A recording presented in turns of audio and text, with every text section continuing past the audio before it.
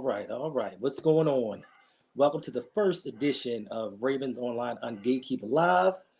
I would like to welcome you to the show. I have a special guest with me today, my man Staxx, who I've known for a minute. We're going to get his perspective on some things, have a little discussion. I just started a Patreon. If you look below, you can sign up for the Patreon. There are 3 tiers. And also to the right of that, I have a cash app if you want to kind of give a little bit to the show, help me grow, do some things or whatever. But this is my man Staxx. Let him know who you are, what you got going on. Hey, my name is Chris Franklin. Been a football fan for as long as I could think about, and me and T Hendo been homies for a long time. Worked together, but definitely a friend. And so when he started doing the show, we started to rap with some ideas off each other, and I felt as though me and him could definitely have a quality conversation about football and what's going on. So I'm excited to be here. You can find me at uh, BSS_Staxx on Twitter. And you can find me at JUSS_Staxx on Instagram. Not throwing much on there now, but trust me when I tell you I got some things on the rise. Definitely looking forward to more collabs, Hendo, and I'm happy to be here, boss. No doubt, no doubt. All right, so let's get into this. And our first topic of discussion is going to be this crazy wide receiver market where they getting this money. They getting this Bro, what you call it? Money. it's old quarterback money, right?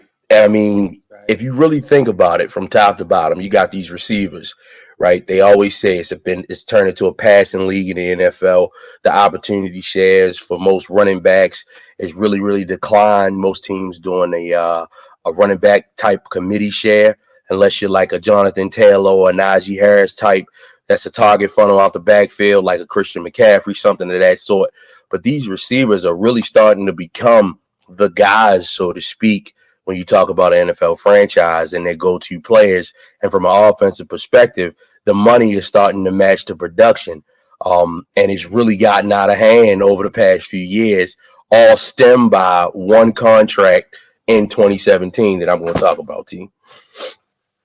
All right, well, you don't let us know what happened in 2017, bro. So in 2017, and I'm going off the cuff here, just to make sure, DeAndre Hopkins got a contract extension from the Houston Texans, right? And it was a pretty decent contract deal. The first year, if I'm not mistaken, was anywhere in the range of 15 to 17 million dollars. But when you think about it now, with that trade going over to the Cardinals, what happened was this year he started off the season projected to make $27 million this year, right? From the With the extension. next from the extension, and with the next closest person being 20 million after that. And we won't even get to that person because at this point he's just completely irrelevant. He's been washed off the face of the earth. He's just the guy now, T, right? So when you think about it, right, DeAndre Hopkins gets this extension 3 years ago. He gets to the point where he's still being productive, still thinking that he's one of the best receivers in football. Well, if you think about it, he only played 8 to 9 games last year, right? He was really hurt towards the end of the season. He had a degenerative knee injury, so he really wasn't going to play. Didn't play in the playoffs. But the Cardinals haven't said anything about paying him this money. They haven't said anything. We going to restructure his deal. Nothing. The only thing you hear from Arizona is Kyler Murray want to get his money, which is a whole nother story in itself, right? So when you think about it, you start to see the receivers that are starting to get the franchise tag at the beginning of the season. Devontae Adams, right? Chris Godwin, two guys that got the franchise tag. And what you see, well, Devontae Adams just wrecked football 2 years in a row.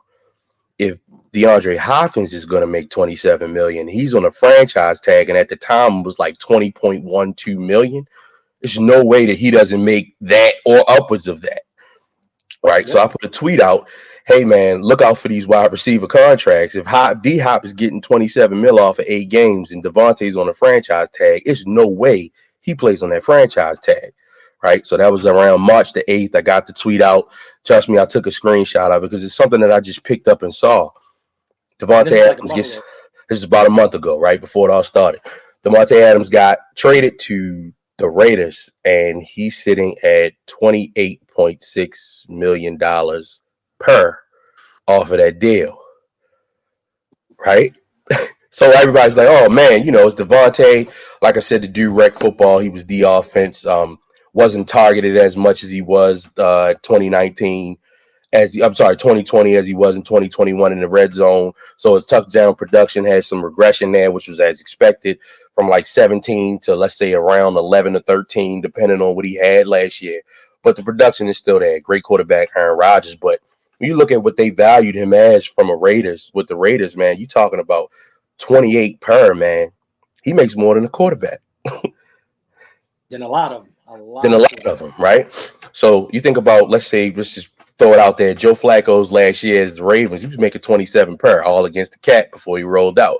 It's old quarterback money. You paying your wide receivers, bro, right?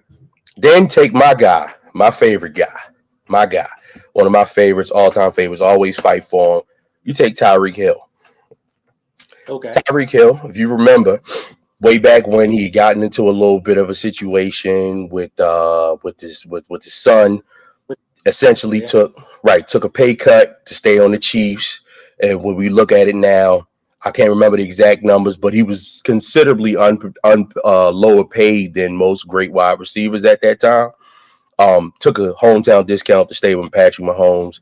We all know what Tyreek Hill is about. Just rewind the AFC Championship game. I'm sorry, the AFC divisional game against Buffalo. You can see what he does from an explosive perspective, right? Especially with catching the ball across the middle. We know what he does popping off the top. I'm believing he went to the table to the Chiefs like, well, if Devontae's getting 26, 28, then I produce the same kind of deal with you. I'm essentially Mm-hmm. allowing what Patrick Mahomes does. I'm making space for everybody else. He's clearly a better player with me on the team. Everybody benefits from my speed. I'm thinking that, hey, maybe he asked for something in that ballpark. The Chiefs said no. But the best thing about the Chiefs and what I respect about what they did, they gave Tyreek Hill, from what I was reading, the opportunity to shop himself to other teams and be able to essentially make his own value, right? So then he Agreed. gets signed. Chiefs get a ton of picks, draft picks. They get compensated very well, a first and a fourth, and I think a second for the next year, something like that. Don't quote me, but something of that nature. They get a real lot. Tyreek Hill gets 30 million per year, sets him above Devontae Adams with guaranteed money, right? So Right. now you got Tyreek at 30, you got Devontae at 28, you got D Hop at 27, you got Chris Godwin still in the tag. And one guy that I haven't even talked about that really, really spurred me to actually start to see when they talk about wide receiver values. Let's talk about my guy Mike Williams down in LA, right? 3 years, $60 million, 20 per. Yeah. Yeah. 20 per. Mike Williams has been hurt a lot. He's definitely an explosive guy. He can Lot. pop the top. Lot. He's explosive. He's big. He high point the ball. He's definitely a great target. And when you got a quarterback who can throw the ball a country mile like Justin Herbert, I mean, you just put it in his wheelhouse, the guy makes plays. So he gets 20 mil. Then if we go a little bit back further on the spectrum, we look at the deal that Mm-hmm. Christian Kirk got, which essentially on paper with kickers. Now, nobody expects him to hit this, right? $21 million per with kickers, right? If he were Right. to make all of the extensions, or not extensions, but all of the incentives on the contract, he can make upwards of $21 million, bro, per year for the Jacksonville Jaguars. I mean, literally. And you look at this guy. This guy had 960 something yards or something. Was his best season down there. He's getting 20 per, Last season or something which like season? that. Because he's never hit 1,000 yards. Never hit a thousand He's getting yards. he's getting the opportunity to get damn near $84 million with And I no mean, 1,000 yards. no 1,000 yards receiving. And when you think about it, and you think about the way that they structure deals in the NFL, excuse me, and the way that they hide cap space, basically paying guys up front loading contracts with guaranteed money for most of it. When you see a Deshaun Watson contract where $230 million of that contract, or however much it is guaranteed, all of it's guaranteed, but his first year salary is $1 million, Yep. right? So if the guy gets suspended, which he probably will. Probably. We're talking about pennies on a dollar, right? So, I mean, like, look So what the NFL is so doing. 231. He gets 231 and something out of the 232 million. There you go. There you go. So NFL has found ways to jerry rig these contracts to get these guys paid, whether it be in the short term or if it's in the long term. I mean, it was an old saying like a guy will get his money and he'll never see the end of that contract, right? But now Right. you're thinking about the money that they're giving these guys up front to put them at these years, this money per year type of situation, man, and it's really starting to be astounding. All with the catalyst of DeAndre Hopkins' contract a few years ago. So when you think about it, right, from a Ravens perspective, right, and we take a look at Marquise Brown, right? Don't get a fan. Don't get a fan. And I'm only bringing this up. I'm only bringing this up again, my opinion, all day long, and I get it, right? We could even take it to the point of if we talk about how Ravens fans want Greg Roman gone, and honestly, I will play devil's. I mean, but absolutely, but you could play devil's advocate and show that he actually produced from a passing perspective, right? If you really look at the numbers, right? The Ravens were 13th in passing all season last year.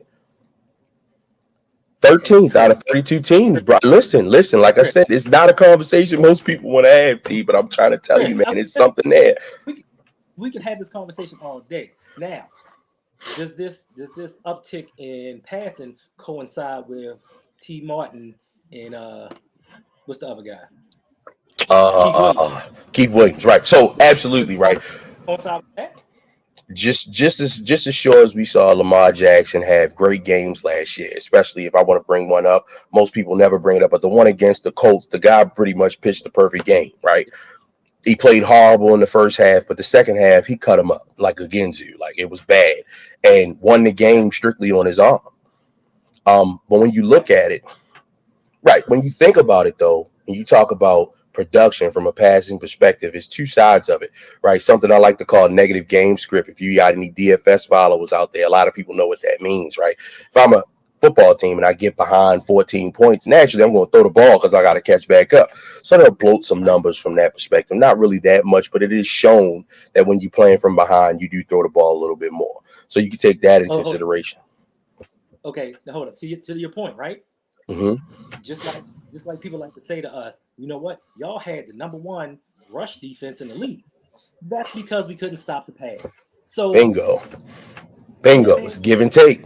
It's give and take. It's give and take, right? So you think about that. You think about Greg Roman, the offense being 13th in the NFL from a passing perspective. You think about the fact that he has an all-pro tight end that caught passes from three different quarterbacks last year. Not one, not two, but three.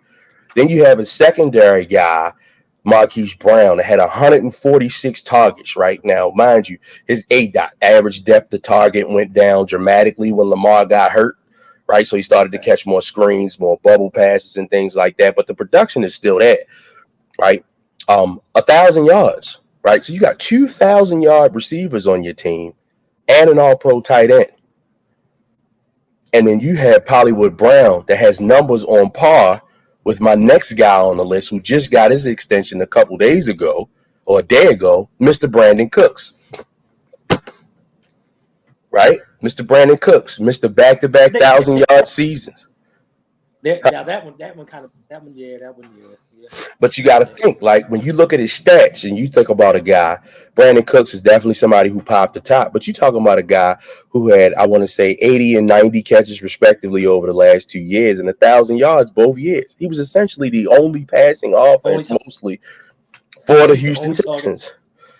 So when you look at Marquise Brown's 1,000-yard season and you look at Brandon Cook's 1,000-yard season and you look at the type of catches, the type of targets that they have, the two numbers are pretty close to the point where if Marquise Brown were to have a tiff about his contract situation with the Ravens, when I'm believing that he's making between 11 and 13 million this year on that rookie deal, right? Is that something? Am I close to what he's making this year? This year, I think it's something like that. It's between 11 and 13. Let me see if I can find it. But between 11 and 13. No, he should only be making like 6. Let's see. 6 or 7 mil. Right, something like that. Yeah, Something but like that. if they pick up the 5th year option next year, then it'll jump up Yes, to about 13. it'll jump up to something like that. Exactly. So, but you talk about a guy who's on par with Brandon Cooks from a Above stats Christian. perspective, above Christian Kirk, who just got 15 per essentially, with the exception of the fact that he can make 21 per if he hits those incentives. And here you got Right. Marquise Brown with his first 1,000 yard season. So essentially, Ravens fans, you have to start to look at the fact that sometimes guys get paid based off of value versus guys getting paid based off of what you feel as though they're worth. True. Because when you True. go start to, when you start to scroll back and you start to look at some of this production from a wide receiver perspective, your two top guys from a lead from catching the ball, Andrews and Marquise Brown, are on par with some of these guys who are getting mucho cash. And it puts the Ravens in a position where they really have to make a decision on his career. I think that we drafted Bateman for a reason. I think that he's here for a reason, maybe for that reason. I think you're going to see more of him from an offensive perspective. We know that the talent is there. We've seen flashes of it, right? And I think that we need to think about long term as fans what it is that number one guy is looking like in today's passing league. To our defense, we had two running backs go down last year, changed the whole scope of our offense, and we had to do some shifting.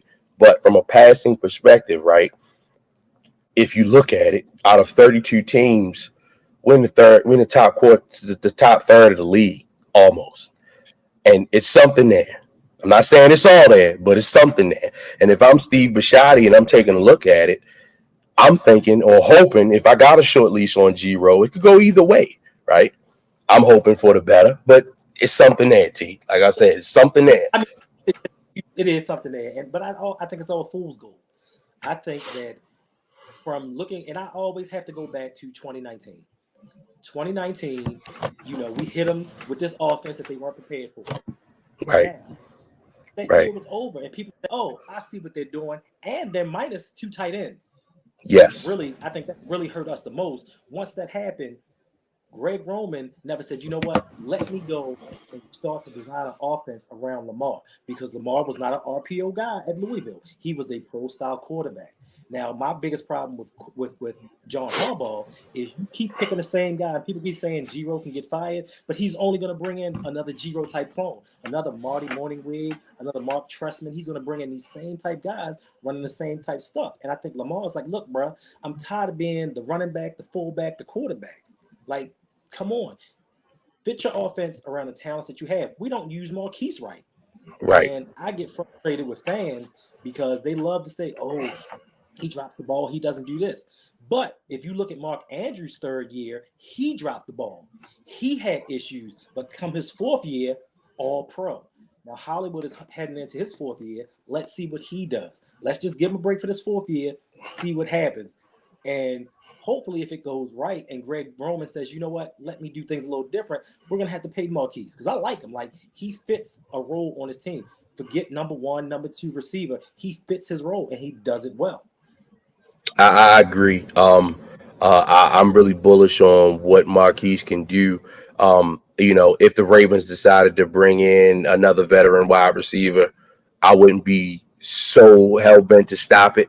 I did feel that Sammy Watkins, if healthy, definitely shows some signs. Like I said, just shows some signs. If you look at it from a red zone perspective, he got targeted a few times. He had some big catches for us. He had some big drops for us also, right?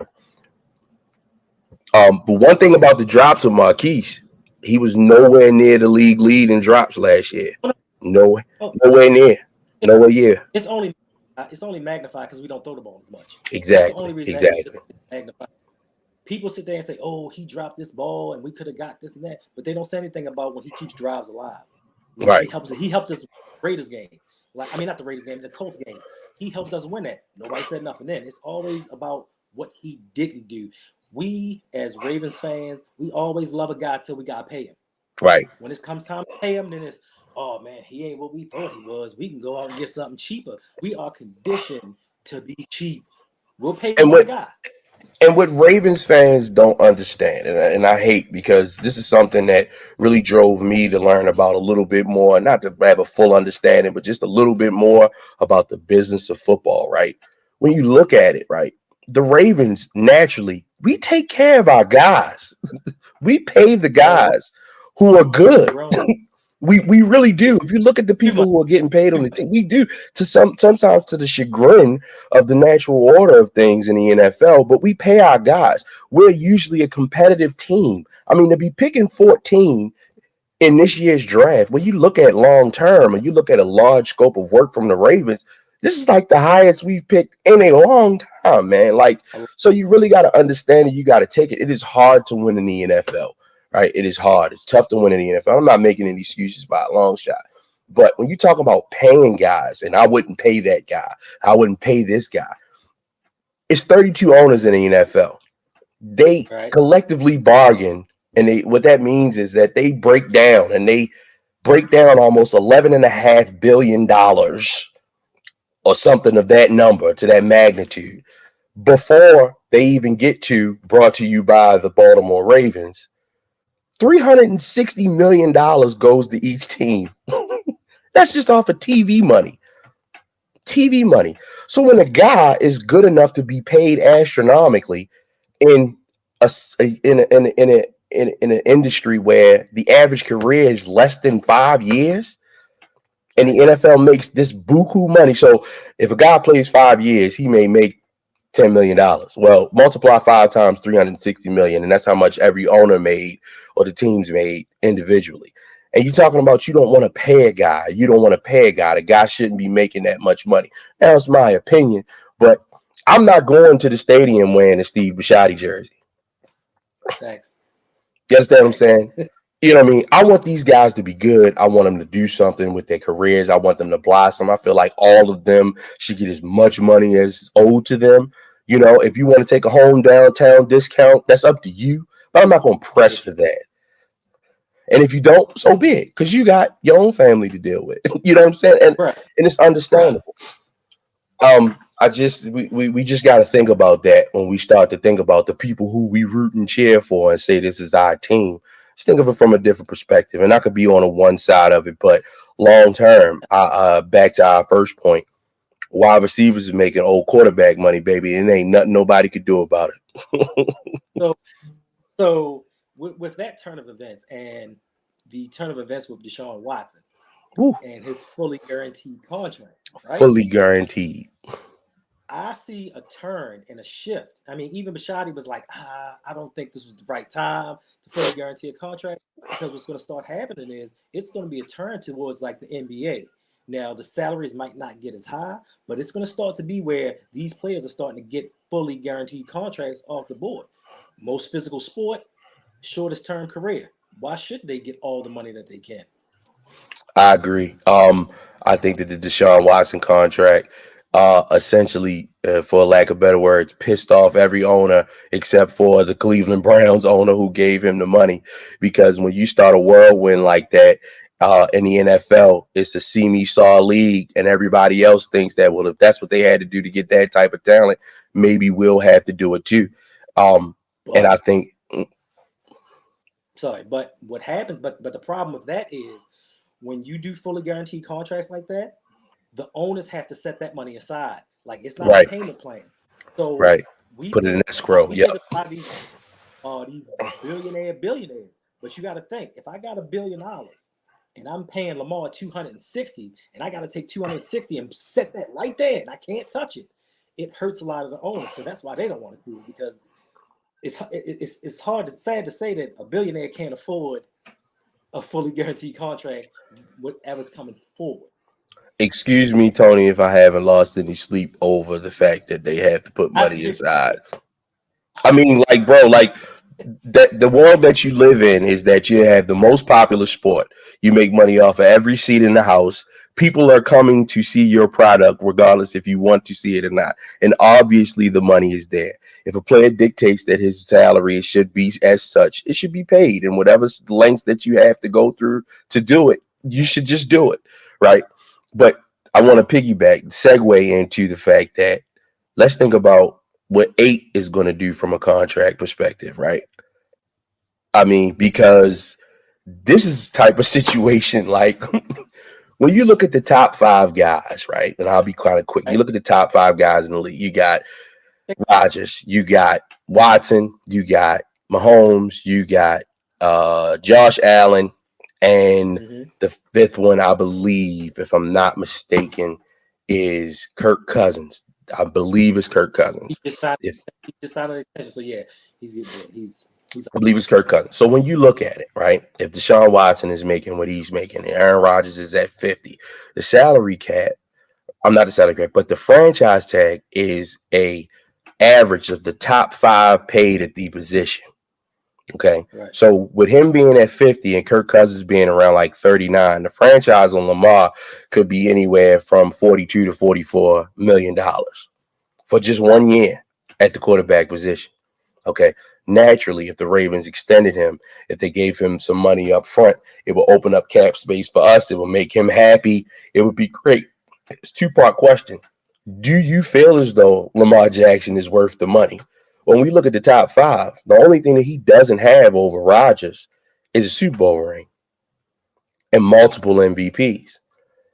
He's got Right. an MVP over Deshaun Watson. He's got an MVP over Kirk Cousins. He's got an MVP over Josh Allen. Mahomes has one MVP, one Super Bowl ring, Right. right? So if I'm Lamar Jackson, first of all, the guy's not even in the conversation with the Ravens about his contract. And it's like, hi, I'm Steve Bisciotti. I'm a billionaire. I want to give you this money, Lamar. Could you call me on the phone and talk to me so that we could talk about the money? And Lamar like, nah, I just want to throw footballs with Marquise Brown and Bateman right now. I don't want to talk about it. They can't even get the Right. guy on the phone to talk to him about the money, right? And then you talk about when he falls into this bracket of where these good quarterbacks are and what they're being paid from a value perspective, he's done more than only he's done more than 3 of the top 5 guys singularly from an achievement perspective, right? He's a dynamic player. He's a once in a generational talent. You hear NFL players say that all the time, but it really puts us in a conundrum as a team. The guy doesn't want to talk about the money, and the money that he probably will talk about when he gets there is going to be something in that range. So where does that leave us? Right now, for me, I say pay the guy, get him the money, because we know what it's like as the Ravens to with our quarterback situation, and I'd like to have him locked down. Because when you got a team like Miami who will throw the house at people, and he's from Florida, I think that that's a real, uh, But see, a but see, here's the thing though. If we do if we do the franchise tag, but we use the transitional one, Mhm, what can happen is Miami can give up 2 first-round picks and snatch them up. right. But I'm will he? Is he? Doesn't he have to be eligible for that transition tag if we put that on him? I thought you had no, to be an unrestricted free agent in order for you to get that. Okay, so if that's the case, then maybe, right? But shoot, what about draft picks? T like who cares about draft picks? Like Eric Costa, Eric DeCosta is. I believe that wholeheartedly. This man is in the minority when it comes to bruh, draft picks. bruh, come on T now. So when T. you start Let's take. listen, when you start dealing with when you I hate to say when you start dealing with these older white men and their mental hubris, like Mhm. that arrogance of, oh, I found Lamar, I can find somebody to replace him. Listen, Absolutely you and I may be like, yo, you crazy. right. But with them, hey, we can find a cheaper version. We got Tyler Huntley, let's groom him. We Mhm. want to be a running team anyway. Right. He said it in the press conference. We want to be one of the historically high run teams like we've been doing. Like, bruh, even in today's game, you want to do that so that you can put any quarterback in there and have a Right. game manager versus a franchise quarterback. But don't do it, bruh, because I I mean, don't care well, who you put back there. We will not be relevant. We will well, not let be me on primetime games. It's a wrap. Let me give you an example of what I feel as though the NFL is doing with these said draft picks, right? And when I told you that the NFL is a see-me-saw league, right? Well, on the field, it's copycat league. I think even in organizations, sometimes they do things very similarly when it comes to equating to success on a consistent basis, right? Let's look at the All right. Rams, Super Bowl champions, right? They just won the Super Bowl. Let's look at the Rams. Let's look at them. Super Bowl champions, just won a Super Bowl. For the past about 3 years, they've been doing whatever they want with their cat and trading away multiple first round draft picks for guys. And it Matthew equated Stafford. to Matthew Stafford, who They might have him. He might be top most five. people, most people, with the exception of me, because I know that the guy can throw the ball even in his worst season a year ago, he still had almost a 3-to-1 touchdown ratio with over 4,000 yards. And nobody that's watching this podcast can name anybody outside of Marvin Jones, and Hawkinson was hurt most of the year. So give me the other two guys that he threw touchdown passes to. I'll let you think about it Kenny while I talk about it. Kenny Kenny Galladay was and hurt most of the Khalif year Raymond. also. Khalif Raymond Khalif was on Raymond. the Tennessee Titans beating up on us in the Was he? playoffs that year. Yes, so he wasn't there yet. So Oh, at that was any rate, last year. He was there last year. He was there last year. excuse me, Tony, interrupting me. At any rate, when you think about it, the Rams gave up so much from a pick perspective, man. And you talk about they have really essentially reset their team chemistry and what the makeup of their team is, right? They rented Von Miller for the playoffs. They rented Odell Beckham for 5 games into the playoffs, right? They picked up a Matthew Stafford and traded away a guy that they drafted in Jared Goff, and And had you and had to eat some and, dead money. and hey, eat some dead money, and they still found ways to do it, right? Cooper Cup is unbelievable. And Got and Sean McVay is an offensive genius because it's no way in the world that the NFL for 17 weeks knew the Rams were going to get the ball to Cooper Cup, and he still wrecked football for 17 straight weeks going into the playoffs. Sean McVay is an offensive genius. If you actually take some time to look how he actually works to get Cooper Cup open, it'll shock you against some of the best defensive players in football. And you look at it, right? And who do they lose this year? Just some guys of note. They bring in Bobby Wagner, who spurned me because we gave offered the guy more money. And for him to say that he wanted to stay home, it took him 5 days to say, hey, man, I think I want to go home. Like, bro, we offered you more money to come. You could fly back on the jet to the best coast if you wanted to, if that's what you felt like you wanted to do. But at any rate, they got Bobby Wagner. They bring in Allen Robinson, who is a target funnel. The guy's a great separator of football. He's definitely an upgrade from Robert Woods. Maybe not an Odell Beckham, but that remains to be seen. I'm bullish on the guy. I think Odell is great.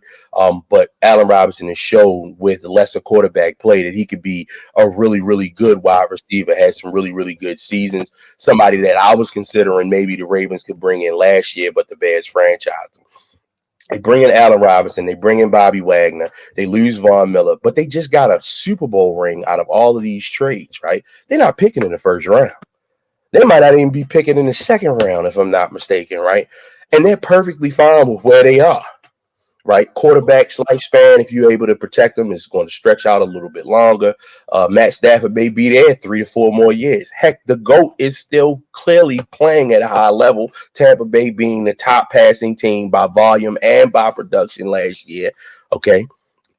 In my opinion, Aaron Rodgers should not have won the MVP, but at any rate, it is what it is, right? What I'm saying is, when you think about that and you think about what these draft picks mean to these organizations, and you see a team like the Rams throw away what they did with draft picks in order to build a winner based off of what they already had, maybe it's time that the Ravens may look at things a little bit differently. I don't see it, but it's something there. And I think we still think that we're in the old guard when it comes to draft picks and what we value from a player perspective and our way that we build them up in our organization in order for them to move forward. But when you think about it, you take the other team that was in the Super Bowl, the team that had 900 some odd yards against our secondary, the Bengals. Okay, you look at the guys that they have, former first round picks, second round picks that didn't work out on other teams, right? You talk about the first round picks on offense that they put in on the last couple of years, starting out with Mixon Then you got Higgins in the second round, a blockbuster guy like Jamar Chase, who has all world generational talent. This kid is unbelievable, and I'm very scared for the fact that we have to see him 2 times a game.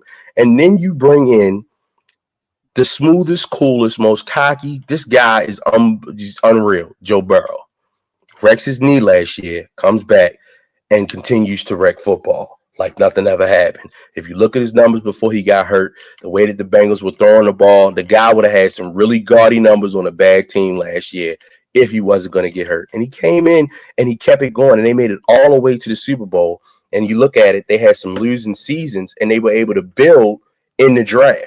And then cap space out the wazoo after winning the Super Bowl. So it's a yin and a yang. Which side are we on and on? That remains to be seen. Because you got to realize. So you realize Joe Mixon wasn't a first round pick.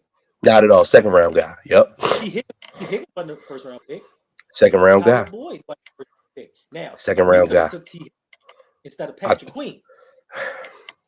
That is the biggest thing we got on our side, bro. We could have took Higgins over Patrick Queen, and now we're looking for Patrick Queen's replacement this year. Now, I think that Patrick Queen, when the defensive coaches decide to move him from the Mike spot and move him outside, I think that he showed signs.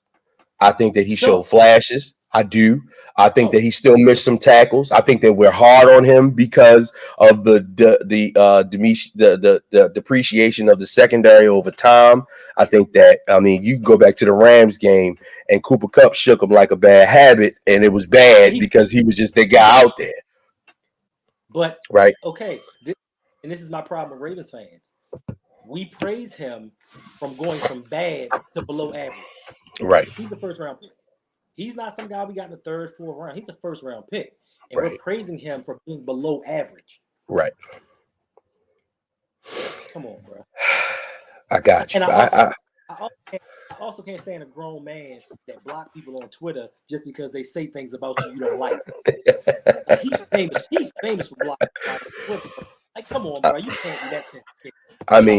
You can't tell me that the NFL doesn't want these guys to have a presence in social media. So I guess if you got to be a part, maybe you should have some answer or some way to control it from that perspective. But I like my guys, man.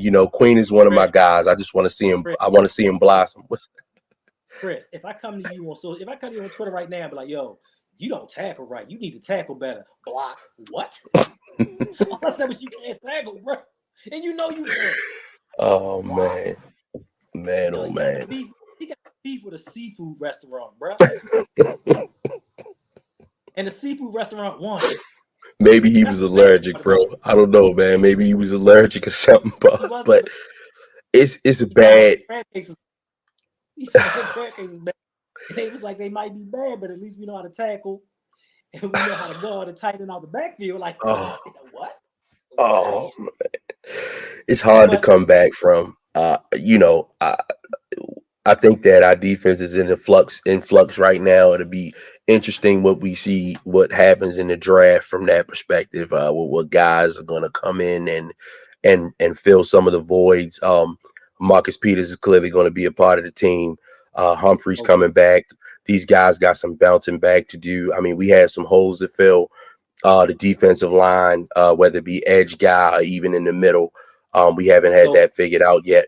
And then you got the linebacker spot that still has a void. If LJ Ford is coming back, something like that, or even we've definitely figured out the safety spot from my perspective. I think Marcus Williams was a slam dunk. I think he was a slam dunk. To me, center of the field guy, mix him with Chuck Clark, maybe a more in the box type of safety. I think that, he's definitely not a center fielder. We've seen that story before. That's not him. That's not him. Who do you think they're going to take at 14? It's going to be defense. It's definitely going to be defense. Looking at the roster right now, from my perspective, I think it could go two ways. I think it's either going to be defensive line or corner. Sauce has the juice, and the NFL is definitely pumping it into him. He's a taller safety. Cornerback. He's a taller, lanky guy. He's rangy. shown some flashes in speed. I would love to have him. I just don't think that it's something that's going to happen because the NFL is pumping the needle into this guy, and he went from just a name and he's all over the place right now. So Stingley makes some sense there. He looks to seem to have some they showed some tape with him and Jamar Chase. He apparently maybe he let him lock him up for tape purposes or something like that. I No, don't know. how long ago was this? It was a while ago. It was a while ago. How It many was years it was ago? it was 3 years ago, and he was not this guy today. So, like I said, um, I think that the guy, the tackle from Georgia, the interior guy, makes some sense. Don't say I Georgia. like him a lot. I think Don't this say Georgia. kid.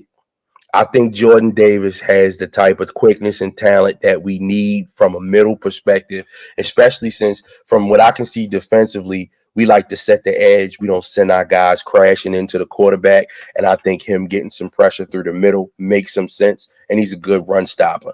It makes some sense there for me. Some of the edge guys, I like the guy from Florida State. You'll like that I Lane like the guy Johnson. from Florida State. I think Lane that Johnson.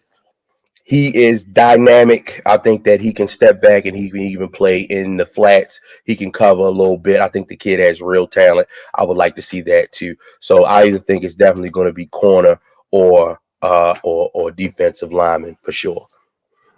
So you're not getting Brandon Williams vibes from Jordan Davis?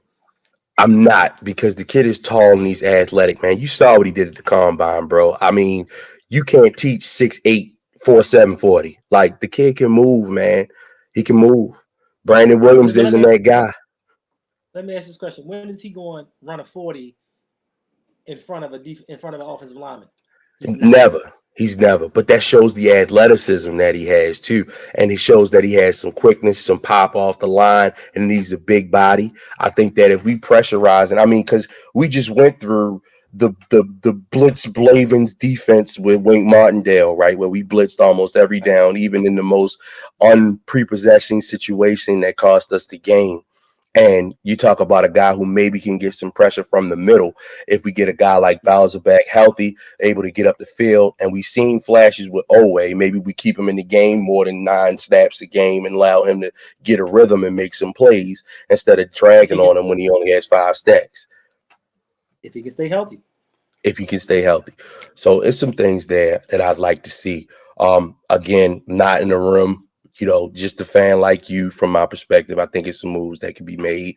I think that we definitely value the draft. We have a lot of picks, and I'm even open to, if we like a guy enough, let's trade some of this third and fourth round capital. Let's go up and get him. Let's make a splash. You know, let's do something. Let's do something unlike what we've done in the past, to get the team excited again, because, even EDC said we're coming back with a vengeance. And I believe that they So, have a plan, and I'm excited to see what product we put out on the field this year. listen, EDC also said we're going to do and keep all those fourth round picks. Now, I was looking some stuff up and I saw that last year, out of 39 players selected in the fourth round, only 21 of them made a start in the game. 31 Wow. out of 39 started 5 games or less in the Okay. fourth round. Okay. So we have 5 fourth round picks. So you are banking on drafting 5 fourth rounders and that they're going to hit and either be starters or rotational players when in 3 years your claim to fame is Hollywood Brown. I would be remiss to say that, from a fan perspective, Eric DeCosta, and it's tough to say because I like the guy, I do, but it can be said that he has not had the greatest of drafts, and guys have not really come out and produced from guys that he's drafted, and it can be said that. I still think that it's something there. I still think that we have some gems from him. Also, some guys have gotten hurt. Name, Bowser, name it. Bowser, Bowser, Jim. Was Bowser one of his? No, I think, as a matter of fact, I think Bowser was Ozzy. He was drafted with Tim Williams. He It was was, drafted with Tim oh, Williams. that's right, long time ago. Do you know what, bro? I'm completely off. So then it's just Hollywood right now. I'm gonna try to He was. think. I know it's a guy out there, man. Yeah, Uh, got drafted what? 50, 11 guards. Like two out of 500 guards on the team that he drafted and traded away a couple of them. None of them really can start. He drafted Bozeman, right? Did he draft Yeah. Bozeman? What did he Hold on. draft Jensen? Yeah, he did draft Bozeman. He Jensen? drafted No, Bozeman. no. He didn't draft Jensen. Oh, I'm trying to think of somebody that I'm sorry, man. I can't think about it. I really can't put my mind to it. And I know I should know this, but maybe it's not a guy out there who's been one of his guys. And it's tough, man, because, I think a lot of that is foreshadowed by the moves that he made early in free agency with the Marcus Peters, right? And how that was a quick splash. I liked it. I Well, mean, the dude, and you could privy off of that or piggy off of that. But okay. again, I will Okay, agree I'm gonna that. pick off that. I'm gonna pick off that. So in 4 years, Eric DaCosta has gotten us Hollywood Brown. Mm-hmm, He traded for Calais Campbell. mm-hmm, He traded for Marcus Peters, and he mm-hmm. signed Marcus Williams. That's literally all he's done in 4 years. Now, the Marcus Peters signing, I don't even think that was a, hey, let's go out and get the best talent we can find. I think that Mm-hmm. was like, hey, we need to shut the Ravensflock up because we ain't doing nothing. We're Right, banking on people getting healthy. right, right. And, oh, I'm sorry. If he'd have got it right with Earl Thomas, we wouldn't even have to sign Marcus Williams. But Listen, nobody else in the NFL was offering Earl Thomas $55 million. Nobody was Earl Thomas a bad pick, or was that just an Yes, unfortunate situation? You think he yes. was a bad pickup? 55 million. I So mean, this that is was a my lot of money. That was a lot of money, and we still paying this is him, I my question. believe, right? I think we still paying him, if I'm not mistaken. If we probably were We just paying him. still got to hold up for like $10 million in court. But this is my question to you though. Okay? And this is the question I've been asked for the last week or two, and nobody can seem to answer. Year after year. And I'll give EDC and them credit because we used to be in financial cap hell, especially Okay. with dead money, like Achilles heel. They cleaned it all up. But for the last 4 or 5 years, being so close to the cap that we always are, who the hell are we paying? I mean, on some realistic stuff, who are we paying to be so close to the cap? Right. Who are we paying? It's spread out What amongst the superstar? team. No. What superstar? Andrews is on contract. Humphrey is on contract for I sure. said superstar. See, First of all, hey, no. Andrews to me is the best tight end in football, and I Okay, don't think it can be listen, argued. I'll He, concede you that one. mm-hmm. uh, who else did I say? Humphrey. At one Well, point, he was up for defensive player of the year. Man, he had a great season the year. 14-2 year, man. I mean, injuries killed him see, this year. He was getting beat up though. I'll be honest, he was getting beat up though. It's tough, but I think that it was a lot based off of what they wanted to do defensively and the people on the field also. I think so. but once again, overpayment because we look at that 14-2 season. He was Hmm. killing it. I get that. But something happened, and this is why I know the name Khalif Raymond. Because in the playoffs, he smoked him. Like he didn't just beat him. And I'm like, If I yo, remember the who is he? play in question, if I remember the play in question, it was like I want to say the down and distance wasn't that. I want to say it was maybe second down where they were ahead of the sticks and they went play action. And Khalif Raymond at that point hadn't had a target maybe in like 5 or 6 games or something like that. And if he did, it might have been one. So for him to pop deep, wide open, I mean, to me, it was more of a scheme than him getting beat. But I'll No, give you that no, though. no. I'll give you that Marlon was though. right there. Marlon was right there. It was play action to Derrick Henry, bro. At the time, But the guy been wrecking football. Like, come on, man. You got to give him his credit. that game, after that game, 2021 and 2020, he has not been nowhere near all pro. He has not been Okay. anywhere near Pro Bowl. Okay. So, and one of the escapisms that people give him is, oh, he got hurt this year. He was horrible this year. And I'm not even talking about just against Jamar Chase. He was horrible this year. So once again, I'm not saying don't give that man his money, but Hmm. once again, overpayment.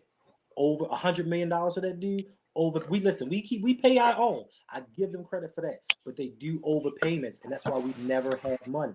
But I swear, I sat on here. I was making some videos one day. I'm looking. I'm like, oh snap! New Orleans Saints. They 30 million over the cap. Right. I promise you. I made another video 3 days later. I'm like, oh, I'm sorry, it was 70 million over the cap. I look up. I'm like, they plus 30 in cap room. 3 days later. Now, people love to say, oh, we can't keep kicking the can down the road and something gonna happen. But I've looked since we've won the Super Bowl. The New Orleans Saints have won 110 games. We have won 105 games. So they've been playing this game. They've been playing this salary cap game for years, and they're still benefiting from it. I'm not saying we go all in like them, but we need to start paying people. We need to say, you know what? Khalil Mack is out there. Let's trade for him and pay that money. I We mean, I just thought need that to. that was somebody when I saw what they did to get him. I thought that that was a layup. I was trying to figure out, well, why don't we do stuff like that? Like that doesn't make sense. Do we need an edge rusher and Khalil Mack becomes available and you let him go in the conference to the Chargers, who if they make the playoffs, we're gonna have to see that him and Bosa on both sides. That made sense to me. I mean, a lot of these trades did. Shit, even Tyreek Hill, man, made some sense. If we really want to talk about it, probably not going to happen. But to me, the trade, the Dolphins said he's the guy. He's shown improved. But it remains to be seen. We're in showdown mode.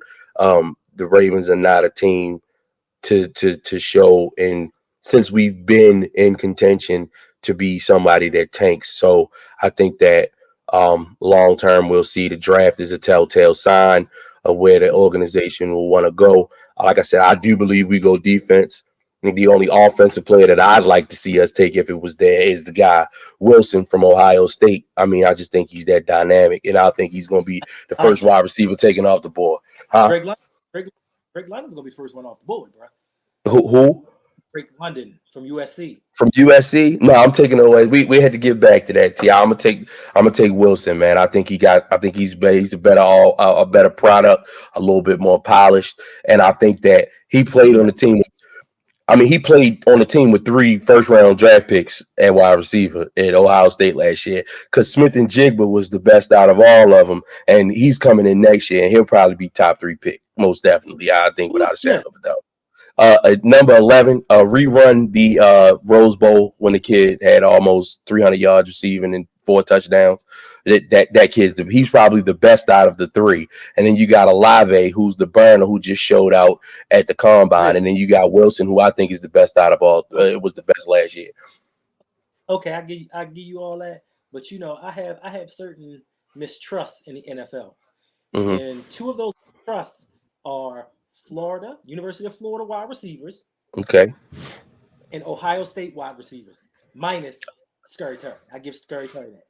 I mean, but that kid goes. But it's been some. I mean, you got some guys from Ohio State, wide receiver wise, who are in the Let's upper not, echelon that started listen. Let's not. this wide receiver money thing. Now, the guy that I didn't mention was Michael Thomas, sitting there not playing for 2 years, making 20 million per wide receiver, Ohio State, 3rd-round pick, target funnel for Drew Brees. Right? Got You got Scary old stuff. Terry. That's two. That's two. That's You two in the got last couple Scary of years. Terry. In the last couple of years, it's been a while. Paris Campbell had some injury issues. He was on Uh that team with Terry McLaurin. huh. Um, Mm-hmm. like I said, you don't hit them all, but we can go You back to right. some You USC. gotta go back Wait, to whoa, Joy. whoa, whoa, whoa, You whoa, gotta go whoa. back to Joy Galloway and Terry Oh Glenn. You gotta man, go back no, there. no, no, no. You Okay. had David Boston after that. You had David Boston. You How had many good some years did he have? guys. But Okay. that's I mean, because he I'm just sorry. when you Steroids. want to inject hamburger fat into your knees, and I think David Boston is a great player, but he was huge, bro. He phased himself He out of took the league. he took Yeah, steroids. right. I mean, the guy was huge, but I mean, on the surface, it looked like it was somebody that he was going to have an astounding career. Curtis Samuel, wide receiver, Ohio State, still in the NFL, kicking, shown signs to be have some spunk, had some injuries in the last couple of years. I'm missing somebody. I know that I'm missing somebody. Any comments? Let me know. Ohio State. Um, But we talk about some USC wide receivers who haven't done anything after being highly touted and drafted in the NFL. I can name a guy right now, Dwayne Jarrett. Ugh, Uh, ugh, shots outside. ugh. Okay. It's been All a right. while for USC. And shout out to my guy Jordan. If you do get to see that, not a shot on USC, bro. He's diehard USC, and he gonna hurt me for that. But then you can flip it, and then you got Juju, decent, right? Decent. Decent, definitely. I'm honestly, uh, the Chiefs are all in on Patrick Mahomes, and they showed that. And I don't know if MVS makes that jump to being a great number two, but I do think that Juju actually, I would have loved to see him and Tyreek play together. I really thought that Juju Yeah. probably would have had an outbreak. He would have had a big season to me if Tyreek Hill was still there, and I would have It'd have been been happy for Juju. Right. I felt as though somebody we also should have probably drafted, second round pick, and somebody that we should have drafted when he was playing with AB and what's the name? I thought that he was there. Um, excuse me. But that's just the name of guy. But speaking of wide receivers, I feel like that it's somebody that we haven't spoken about. At least two guys that we haven't spoken about before I roll out that we got to at least make mention to, bro. ooh. And first, I'm gonna start with this guy. How do you feel? What would you say hypothetically if the Ravens were to do something with, say, a DK Metcalf?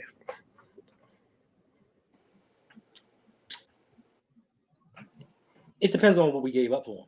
Okay, Personally, okay, I mean, okay. he's better. He's better than what we got.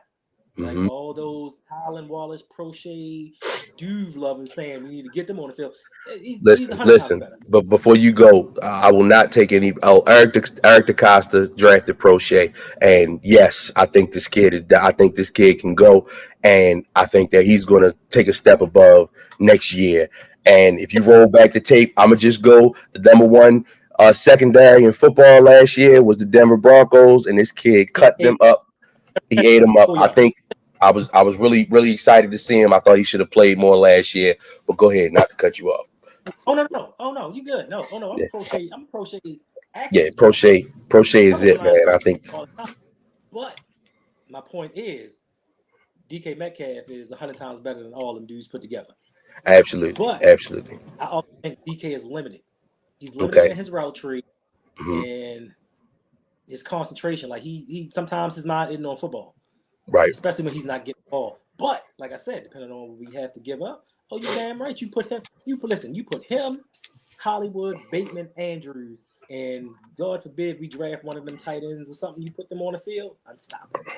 I think that it would definitely be a sight to see. I do not think that it happens, but when I saw the rumors out there, I felt as though that, hey, like I wasn't like how the picture of the girl go when she looking and she go, like that. I was like, well, I can see a little something, something. Of course, I would love to see it. I don't think long term that it would be something that we would do from an organizational standpoint. I don't think it's something that would happen. But DK again, dynamic guy. Of course, we know the speed. We've seen it a million times. He's huge. Also, a guy I felt as though we should have drafted. But along with him and the next guy that I want to bring in with some real juice and some real with action, so to speak, and that's Mr. Debo Samuel. Debo Samuel to me last year, with Cooper Cup being the far and away best wide receiver in football, followed by Devontae Adams. To me, what Debo did from a production perspective, dynamically, what they were able to do with him, and let's just get our best guy the ball. Because there's a lot of teams that attempt to do that. That's let's just get our best guy the ball. Shit, we did it, right? You saw Andrews. I mean, he had target shares up to 30% going towards the end of the season. Because sometimes you just got to get your best guy the ball in order to be productive and in order to be competitive. But when you look at Debo Samuel, man, this kid ran the ball out of the backfield, caught passes down the field, great route runner, separated from corners, popped the top off, over the top, and was able to get in the backfield. And again, another offensive genius, especially when it comes to running the ball and using your athletic talent on the offensive line. San Francisco was able to make this kid just as electric and just as must see football as, say, Cooper Kupp and Devontae Adams. And he's also a guy who has not yet gotten a contract, but is going to be a free agent next year. Now, recently, Debo, just today, from what I saw, took down all the San Francisco stuff, all the San Francisco pictures. So either somebody did that, either something happened, but it's not for me to not speculate because I ain't Debo, but I'm a fan of the game. But if the 49ers think that they shouldn't pay this kid whatever it is he wants for the value for what we saw last year, I'll just give you the play against the Cowboys in the playoff game where he ran the ball and split the two fastest players right through the middle to take it into. That was the game right there. He took their heart right there, right there. The kid is dynamic. Again, you look at the top 5 wide receivers. I don't see why Debo Fall doesn't fit into that mold of being in the top 5 paid. Diggs got an extension. That was good to see. I knew that it would happen. He was sitting at about 14 and a half per. Cooper Kupp is sitting at 15 and a half right now. I feel like that we're going to see something for him coming up shortly. Of course, it's warranted, but all in all, wide receivers are becoming must-see TV in the NFL, and it's starting that these divas, the position that was most frowned upon because of the production and because of the lights and because of what they do and just the personas that we have seen over time. These wide receivers are starting to get some of the money and starting to be valued by the NFL based off of past performances, where they're starting to dictate what an organization looks at to what I need to have to be successful in today's passing league. So just exciting to see, man. Oh, I mean, look, I can't argue with none of that, but we got Devin Duvernay. What? Who we need Debo Samuel for? We got Devin Jet Sweep. No, but Oh man. listen, I would welcome him 100-fold because Oh, I don't absolutely. think I don't think that people actually pay attention to like James Prochet. Right. I don't think that even though he doesn't get on the field, I think he made that wide receiving core tougher. I think because he was there, he made Hollywood tougher, especially in the beginning to the middle of the season. Hollywood was stiff arming, running dudes over, not getting out of bounds, and I think that's because of him. Now you bring in a Debo Samuel and how physical he is. The rest of them dudes are like, yo, I can't be no punk. I got to step up too. So not only does he give you the production on the field, he gives you the mentality as well. Yep. And hey, Yep. I'm not a fan of this taking down your social media and all that other stuff. But hey, if you want to come on. But we know this organization is not going to get any more help because black athletic quarterbacks don't get the talent around them that they need. They need to make things happen on their own. I And agree.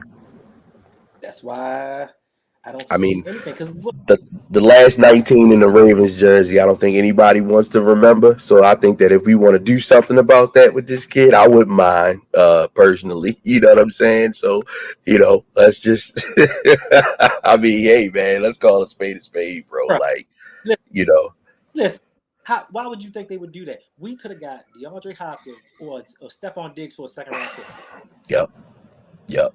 I mean, when you look at the makeup of the team at the time, when they made that Diggs deal, Buffalo had to do something from a wide receiver perspective.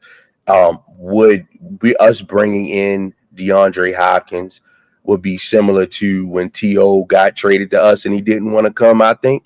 And he's so verbal about it because where we were from a quarterback perspective and what these guys want to do from a production perspective, I don't think mirrored it. And I'm not making excuses for him at all. And You I'm not making excuses you for us, but but we're a run first team, bro. Like, let's just call a spade okay? a spade. We're a run first team. So to put that type of um capital into a player that is used to getting targeted upwards of 9 to 13 times a game, having these catches being the focal point of the overall offense, whether it be from move these guys out the way so we could do this, or we just going to get you the ball today. I don't think we were in a position to try to attempt to make that type of move where it would bow dividends for us on the football field at that time.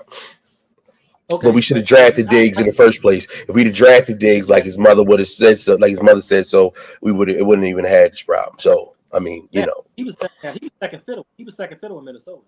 So you know, you got right, and that Hollywood and you got Anderson rolling coverage. He's going to get his one-on-ones. He's going right, to get his targets.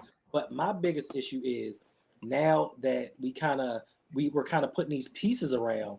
Now we can put that pan to the flame of listen, we're not getting it done. So it's not the players because we brought in the players. It must be the coaching. And right. I think that's why we're scared to bring in players because we are a fan base that loves to be underdogs because there's no expectation. Now you start bringing in this offensive talent, you start giving them more weapons. Now we have this expectation of, oh, we're gonna win a Super Bowl, and I'm not just saying it because it's my team. I'm saying it because we do. Now, when we go in the first round and lose to the Tennessee Titans, now we all butt hurt and we want to lock ourselves in the basement for a couple months, and that's I what mean, happens. it's you think about some of the teams that just haven't seen success in the NFL. You know, we've been spoiled by some sort of success over the past few years, man. I mean, if you think about the seasons from 2012, the last Super Bowl victory, till today, the last 10 years, it's a lot of teams that just have not even made the playoffs, right? And we were able to win a division having the most wins ever in team history. We got bumped first round, but 14-2 with the quarterback MVP, with the storied quarterback woes of the franchise, and you still had people out here talking about this guy is not the guy. But Emmanuel Sanders just came on TV and just told you people scared of They this scared, dude. scared of him. They scared of this dude. So what is it that we don't see? What is it that you really want to have from an offensive perspective? What is it that you want, Patrick Mahomes? Do you want that type of quarterback? Is that safe for you to be able to be a fan of Patrick Mahomes because he's a traditional drop back passer? If the passing in the NFL has not changed, if you have not seen any growth from the quarterback position, I can prove to you where you haven't seen any growth and where greatness still has this type of stigma, because guys like Aaron Rodgers, who are 38 years old, are the highest paid guys, because Tom Brady is still allowed to come back and play. I don't even think the NFL is ready for what's going to happen to the quarterback position because people just haven't groomed themselves to what new greatness is, right? And here we got a guy as dynamic as Lamar Jackson, who has showed us on countless occasions how great he can be. Yes, just like every young quarterback, he has bad games. Yes, we over accentuate it because we're fans of him. But the kid's got more perfect games in the NFL than a lot of the starting quarterbacks right now. All except 158.3, all except for one. You can't make that up. Rewind back to me and watch the end of the Colts game and tell me that this kid can't do it. Tell me okay. that he can't do it. There's no way you can tell me that this kid can't do it. When Tom Brady beats up on the 1-15 teams and go for 400 yards and 5 touchdowns, you say, "Oh, that's Tom Brady." But if he does it, Lamar does it. Oh, that was the Jets. It's got to be some type of balance, bro. And we got to start saying credit to you. Do I think that Lamar Jackson is 100% to the top peak of his game and doesn't need anything to work on? No. But all the quarterbacks are out this summer throwing passes to their wide receivers, not just him. He's putting the work in. The kid does not even want to talk about his contract that is coming to him, people. He is it's not like Eric DeCosta said, "Hey, I tried to talk to Lamar and he said, no, I want to talk to him." He ain't even answering the phone. Okay. Now But we every can listen. We can talk about all that. But my only problem is the man said I don't want to run as much. But right, yet and still your coordinator is calling run plays for your quarterback. I think that Greg Roman has some showing and proving to do. I think that He can it may be a but short he got leash. But you've seen games where, and I think that goes to, I've been telling a lot of people where the offensive line was just so abysmal last year, and our inept attempt to put something around him, what we had on the team, where you could see games where Lamar was forcing himself to stay in pocket, and he was rushed more than any quarterback, sacked more than any quarterback at the time he got hurt. He was hit a lot because our offensive line was absolutely disgusted, and we lost right, games because we could not keep him upright. So it went from, right, and then you have points where the offensive line did hold up, i.e., the Colts game, and he picked them apart, right? right. Without the two interceptions against the Chiefs in that first game, if was a fifth, we'd be drunk. But we spotted him 14 points just off of picks. And he was getting blitzed Yeah. on one of them. We still won that game, right? We had to come back. Without 8, we don't win that game, right? You talk about the Steelers game. Why we go for 2? The play was open. The play was wide open. Andrews was wide open. Wide open. And Phenomenal play that's call, listen, right? But that's hold what up, T. Wait a minute. Wait a minute. Wait a minute. The guy that was pressuring him on that play, TJ Watt, the same guy that had what was it, 3 or 4 sacks in that game? We don't decide to block that guy. Just one more play. We let him be the guy to wreck the game, right? Andrews was wide open, and it bruh, was like a Andrews dump off pass. Andrews wrecked that game. Andrews loves the one-handed. Let me give you that pretty one-handed catch. If he'd have just caught the ball, we'd have won the game. But he You trying to right. show off. Let me do the one hand. Let me do like, oh, bro, stop trying to make a hard catch. Just catch the damn ball. I'll But give you that's this enough though. about. We got in that game. Why? Because Lamar drove down the field through a touchdown to your guy Sammy Watkins. But you ain't gonna own that though. We only lost. We only lost by a 2-point conversion because he scored. He got the game winning drive, and that was after the offense had been stagnant, and he drove right down the field and scored a touchdown. But we don't see none of that. But it's cool. It's all We good. it's just a collective. But listen, we talking about regular season success. None of this shit works in the playoffs. Right. Right. We can talk all Right. day, and you a big NBA fan. You already know a lot of that running and gunning up and down the court. Once you hit the playoffs, the game slows down, Slows down. and it Absolutely. same like the playoffs. The stuff you did in the regular season, for the most part, it don't work. And But I let's think. move on. Let's move on to the next one. Like we can talk We about got a to get lot of our different run things. game back, T. We got to get our run game back, man. We do, but we're gonna talk about this Tom Brady situation that just came up. So apparently, with the Brian Flores lawsuit, some information came out that when he spoke, he said that the owner Stephen Ross told him to meet this quarterback on his yacht Hmm. and have a meeting with him to convince him to come to the team. Now, Flores didn't go to the meeting, but the quarterback actually came to the yacht, and that quarterback was Tom Brady. So So T. First of all, as if the NFL has not learned a lesson about things happening on a yacht that weren't supposed to be happening, but we won't get into any of that. Okay. Secondly, Brian Flores, phenomenal football mind. I'm sorry that it had to happen to him and the way that he's been treated. I'm 100% on his side. I hate to say it. Kudos to Mike Tomlin for getting him on staff and getting him a job. I thought that's something that we should have did because he's a great defensive coach. But nonetheless, first of all, the Dolphins owner is a horrible person. Okay, let's just call a spade a spade. The dude has yeah, just done some things that have just not been palatable from a regular fan's perspective, and it's kind of been glazed over oftentimes where this guy's just done some stuff that just is really unprepossessing. And honestly, if they don't do something about it, I don't believe that they want to. But Tom Brady as a part of the Miami Dolphins, right? Imagine that, right? So you get Tua. We all know Flores wanted Herbert. Can't argue with them. I thought that Herbert was right.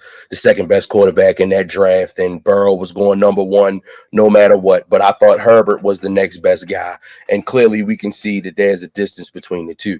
But if in fact they were looking at trying to get Tom Brady, and essentially he ends up in Tampa Bay, 20 miles, 50 miles north or however far away is in the same state, right? And the way that they tried to get him, imagine if Tom Brady would have been there last year, 2 years ago. They still had a nice receiving core, still had Mike Gesicki, a Devontae Parker, enough for him to deal. Personally, it was an easy fit to go to Tampa Bay with all of the offensive studs they had. The 30 for 30 season from Jameis Winston is definitely something that I would say was a plug and play. And them winning the Super Bowl was not a shock to me. I thought that was something that could happen because of what they had on defense and what they had on offense. But think about it. If Tom Brady would be on Miami today and he had Tyreek Hill, Jalen Waddle, Mike Gesicki, think about that. What he would have been able to have been done to do. Every team he's ever quarterbacked is run by committee, with the exception of two, with Corey Dillon and the law office of Ben Jarvis, Green Ellis, when they were the ball cow guys, bell cow guys. But I mean, the owner trying to get in Tom Brady, can you blame him? It's the GOAT. And since that's So happened, the guys won a Super Bowl. It makes sense. If you're a struggling franchise that's been beat up by this guy for upwards of 20 seasons, and you like, listen, bro, just meet me out here. I'm gonna get the coach to talk to you. We're gonna make something shake. And the thing about that makes it boggle the mind is that Brian Flores had some type of like this magnitude of like of decorum, and he has like a, yeah, what's the word, and morals, where he wouldn't even meet a yeah, guy that he coached with on the same team in the wrong fashion, to tell you what type of person that he is. Even if it was a guy like Tom Brady, well, he probably could have just picked up the phone and say, hey Tom, what's up with you coming to Miami, man? On but the that's not sly, nobody would have never known. the story. That's not the full story. The Okay. full story was Tom Brady was supposed to become a minority owner in the Dolphins. So with him being minority owner of the Dolphins, that would have forced Tampa Bay to trade him, because Right. who wants somebody part of another team working on their team? Right. Now, not only were they going to get Tom Brady, they were going to kind of surprise Brian Flores and fire him and trade for Sean Payton. Wow. But Sean Payton retiring and the messed everything up. Messed everything up. I mean, even now, Sean Payton on the Dolphins makes some sense in that West Coast style that he got. Um, I mean, I you talk about a quarterback, Seattle, hint, hint, Drew Brees, not really the strongest arm, hint, hint, Tua, short, shifty wide receivers, hint, hint. What they had, Devery Henderson at sometimes, Robert Meacham, some guys. I know you don't like I'm sorry. Robert Meacham. I'm sorry. I'm No, just bringing it he up. was cool, but hey, But you talk about the type of Murphy. receiver brand, Dante Stallworth, the guys that he had at the Saints and was able to produce with not the strongest arm guy, Drew Brees. And then you look at the matches and Tua and some of the things that he does well, timing patterns, routes, and things like that. Sean Payton makes some sense. Right, they already run by committee. They have some pieces there. They bought in Armstead to show up that offensive line a little bit, so it makes some sense. But to bring in the GOAT to be a part of it all would have been a sight to see. Now, if all of this is true, this goes back to my first statement that the owner of the Dolphins is a horrible person. I don't know this guy personally, but come on, bro. How many rules do you really want to Can break? you break? You know what I'm saying? And I, It, it's tough, man. It's tough. It's tough. Did you hear about what happened with Mike Mularkey and the Titans? What he came out and said yeah, about the whole Brian? yes, That he is not. It's not a shocker to me that happened. We know that happens in the workplace with people on a day-to-day basis. Color, creed. Somebody's got the job. You just come in, you do all of this. We got to go through the motions, but you got the job. But man, if that is true, and if this guy will stand on in the court of law in front of Lady Justice and speak that would speak volumes. So I would love to see where that goes if he holds to that. But I thought that was astounding that he was willing to come out and say something about it and be public with it. I Followed mean, by the why other two guys that jumped on the lawsuit. Steve So Wilkes, Steve Wilkes in Arizona? Like, first and foremost, you hire me to be your head coach. You tell me, one, I'm not going to let you pick your assistant coaches. Then two, I say to you, hey, I I want Josh Allen. I want you to draft Josh Allen. They're like, no, we're we're gonna gonna get take Rosen. Rose. We're gonna get What? Rosen, and you deal with what we give you. Now you go 13-3. I mean, you go 3-13, and they fire you after a year to bring in a losing college head coach. Like, come on, bro. Like you're making it obvious, but because Cliff nobody Kingsbury. holds the That's tough. I even give you, a different type of scenario when you look at David Culley. Texans paid him $22 million to leave. It's like you don't pay a prostitute for her time. You pay her to you leave. pay it to leave. I just saw that. What movie was that? I just watched that last night. But think about it. Oh, Come on, T. I I can't know think. you know the movie. I can't think about it. Somebody just told, I was just having a conversation and somebody made mention to it. But, $22 million they paid this guy, right? He comes in, coaches, right? Texans still show some signs that they played for this guy, right? Found a Four gym backup quarterback in what's his name? 10. I can't remember his name, but the quarterback, again, Brandon Cooks, who's screwing up this whole Hollywood Brown thing, 2 back-to-back 1,000-yard seasons with the Deshaun Watson stigma over the team. This kid is up practicing every week and not playing. David Culley holds all of that together, only has the one storyline of Deshaun Watson coming out, goes 4 and whatever it was. I believe only won 4 games. I could be wrong. yeah, They were 4-13, I think it was. They went 4-13, won 4 games, won a couple games towards the end of the season. Had a pretty, if you look at their defensive numbers, they were a pretty decent defensive teams. They had some pieces. They were still able to be kind of productive from a passing perspective. In some games, of course, they were outmatched, but in some games, the kid, I want to say Davis Mills, is that his name? The quarterback, Mills, I want yep. to say that's his name, Davis Mills. So he showed some signs, had some decent games against some decent teams, right? Of course, they lost games, but he had them in games.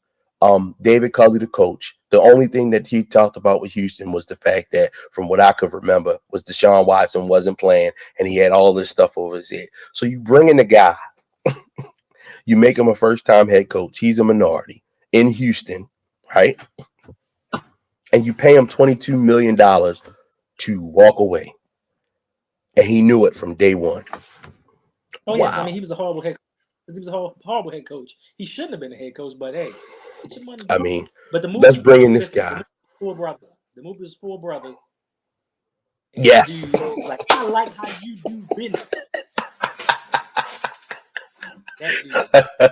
Yeah, yo. Yeah. I mean, it's a tough situation. I don't know all the ins and outs. But from the outside looking in, there is some credence to some of it. And Mm-hmm. that's just me being partial. Yes, I do have stronger feelings about it, but this isn't the platform. But it looks really bad on the NFL. And even I was watching Colin Cowherd today, and he even said, if you don't want this to be it, stop making the NFL so racist. Stop being so racist in the NFL. And this Colin Cowherd, this dude makes way more than I do to talk about stuff. So if he could see it, then, hey, that's where we are, Yeah. but Well, it is what it is, man. so we about to hit the hour and 25-minute mark, so we're gonna start shutting down. But I do have one last topic that I wanted to Oh my talk about. goodness, man. One topic, bro. One last thing that I just want to discuss that you are an aficionado on. Oh, So, this your team. And listen, I ain't gonna get into all this, but yo, I just need to know why you mad. Yo, does LeBron ever quit, bro? Now he out here trying to recruit Curry. Like, does he ever stop, yo? Talking about Luka. Does this dude ever stop trying to make a super team? no, he does not. And I've come over the years, it's being old to own it. And when you look at LeBron James, like if you look at the season as a whole, bro, the dude's 37, he's second in scoring in the league. So like apparently, not even apparently, but the guy is still a top 5 player in today's NFL. 10 years NBA. older than the next best. In the NBA, 10 years older or plus than the next best guy from a scoring perspective. His efficiency numbers are off the chart. The guy can still play basketball, right? When you look at the top teams in the NBA, Phoenix, they got 2 guys. They got Paul and they got Booker, D Book, right? You look at Steph Curry, Uh-huh. they got Clay and Steph, they got Draymond. You look at the They, East, there's some loaded they teams in the East, man. Loaded teams in the East. And you think about a guy who's 37, who's still playing massive minutes in the league. He's trying to do the best he can to win one more oh, championship, bro. He is. And so so the answer so is GM, no. so GM, I mean GM LeBron didn't do enough with the Westbrook trade. I think that the Westbrook thing was something that was so palatable to me. I felt as though it could work, but I was under the impression that LeBron would take back a step back from holding the ball so much and being so ball dominant to allow the best of what Westbrook had done over the years and dominate and be the score first point guard that he was. And maybe LeBron was like, okay, I'm going to take a step back, play off of him, but that's not the product that we got on the court. I also think that the up and down season that AD had, him being hurt, a lot of us. I think that we also should have made a trade to get Kyle Lowry over Westbrook and DeMar DeRozan over Westbrook.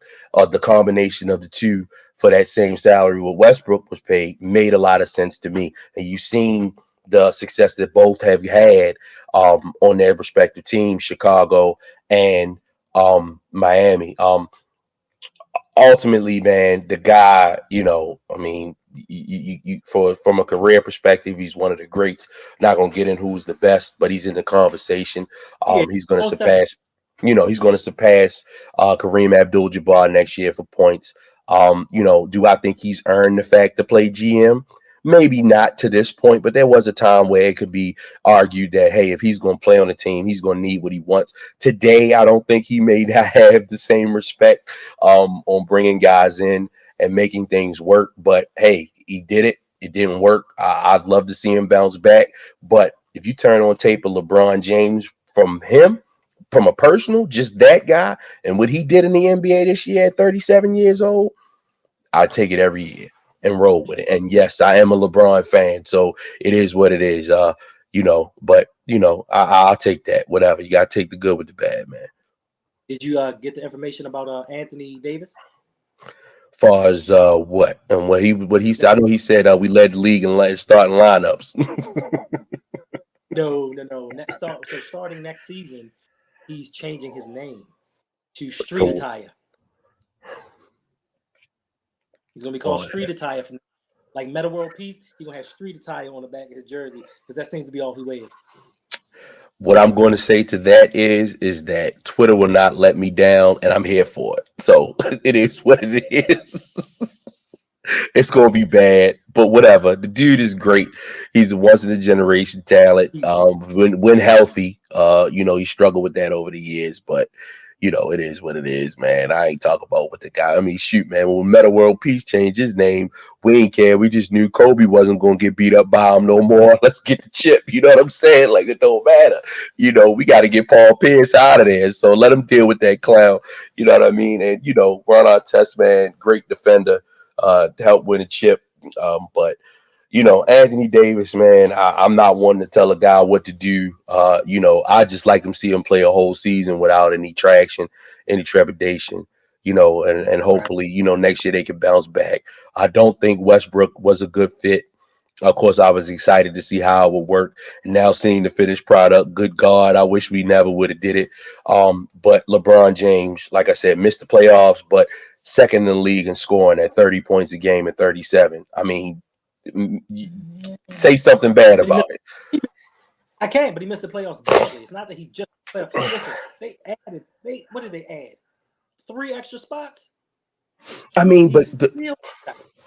if you look at the championship team, right? You look at that last championship team in 2020, what they lost from a defensive perspective, right? From a defensive efficiency perspective, that team was off the charts. Like they were shutting guys down, even if the bubble aside, like even when they were playing in the stadium, they were one of the best defensive teams that the Lakers have seen in a long time. And even with the arguments about Danny Green missing threes, KCP missing threes, Kuzma missing threes, the guys couldn't shoot a lick, but we were stopping other teams to the point where it didn't matter if they were scoring or not because we could put the clamps down on them defensively and stop.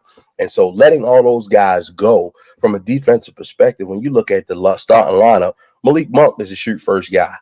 Okay. I don't even know where Wenyan Gabriel came from. I remember him in college for at Kentucky, but he should not be starting on the Lakers. Okay. Right. My feelings about Dwight Howard have never changed. I think that he's a great defender, but you're not going to get that type of. But most teams play small ball; they'll phase him off the court. Um, you had Austin Hayes, who wasn't supposed to even play this year, but had to play because Kendrick Nunn never played, who's also a shoot first scoring guy. And I think they just went in a direction where they bit off a little bit more they can chew. I thought that Westbrook, they was going to have a run and gun type of situation, and it really didn't materialize with some of the injuries that happened. I think they got old quick with Ariza and Melo. It was nice to see, but you're talking about guys coming off the bench that don't play upwards of 20 to 25 minutes and really can't give you that defensive, like Trevor Ariza 8 years ago. Yeah, absolutely. Melo, 8 years ago. Yeah, absolutely. When he first came back to the league and he couldn't get on the team and he went to Houston, that made sense for him to get with LeBron in. But to me, it just didn't make sense from a guy from a usage perspective coming off the bench that was just efficient as catching the ball, hitting the jump shot, and only giving you 19 to 22 minutes a game and not knocking down your defensive rating where Melo just wasn't stopping anybody anymore because, yeah, he's of age too. He's getting up there. It just didn't make sense to me. So the failures with the Lakers, I think, is holistic. It's definitely on LeBron. He put the team together.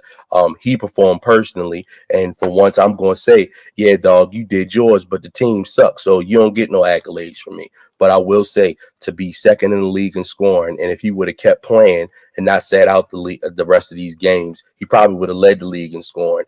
From a personal perspective, at 37 years old, that's astounding, and he's one of the greats, and people are going to miss him when he's gone. I give you that. I will give you that. So we are going to end on that note. Is there anything that you want to put out there? You want to promote yourself with? Just let them know. Hey man, well, first off, Hendo, I appreciate you having me on.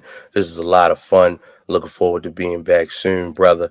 We're gonna rap about it. But again, follow me at JUSS_Staxx on Instagram and BSS_Staxx on Twitter. That's gonna change soon. The next time you hear from me, there'll be a new name. But appreciate it, man.